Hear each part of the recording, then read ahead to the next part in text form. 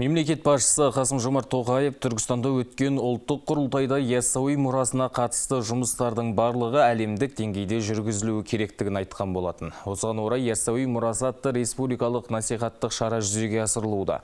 Бүгін қаламызда аталған іс-шара аясында көпшілікке ғұлама ғалым Қожа Ахмет Яссауидің өмір баянына негізделген деректі фильм көрсетілді. Толығырақ тілші қатысын.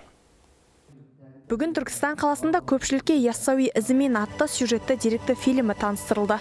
Одан бөлек жиын барысында Бала Ахмет атты анимациялық роликтер топтамасымен танымдық кітап таныстырылды. Туынды Қожа Ахмет Яссауи мұрасын балаларға жеткізуге бағытталған. Осы фильмдер арқылы, кітаптар арқылы біз жас ұрпаққа, балаларымызға ұлы ғұламаның мұраларын насихаттау, сонымен қатар бойына жаңағы ұлттық руханият пен құндылықтарды сіңіру мақсатында осындай жұмыстар атқарылып жатыр. Бұл фильмге Түркістан қаласымен және Алматы Астана қаласының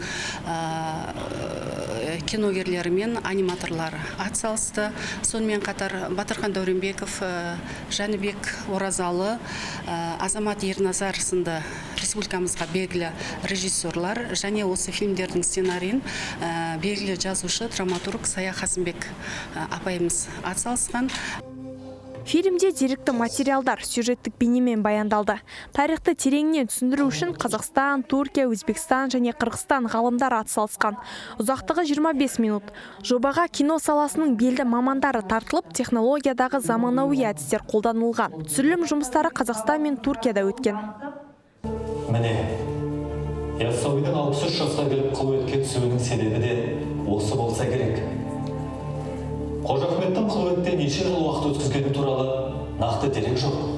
Бірақ ол жүрек қылуетін тауып, өз хикметтерін араб, парсы тілінен, түркі тіліне түсінікті де өлең шумақтарымен аудара білді. Туындылардың таныстырылымы Түркістан өңірінен өзге Астана, Алматы қалаларында өтеді.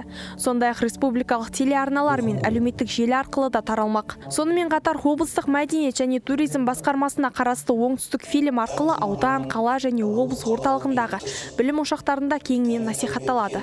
Қарлығаш Әзіретберген, Талғат Елеубеков, Түркістан 24.